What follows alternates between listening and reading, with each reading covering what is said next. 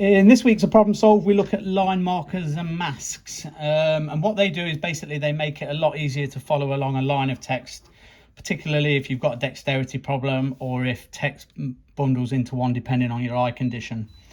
Most electronic magnifiers have line markers and masks, and they're normally a combination of buttons on the smaller ones and have dedicated buttons on the larger desktop units. So line markers are generally really useful, especially if you start going bigger and bigger and bigger, because you see less information in one go. On this particular device, which is the Ruby XL, you just press a combination of these two buttons here and it brings this artificial black line across the middle here.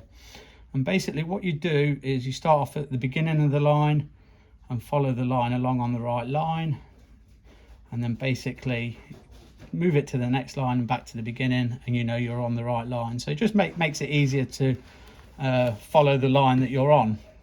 You can change the positioning of the lines on most of them as well, so I can move the line up or down accordingly to where I want it.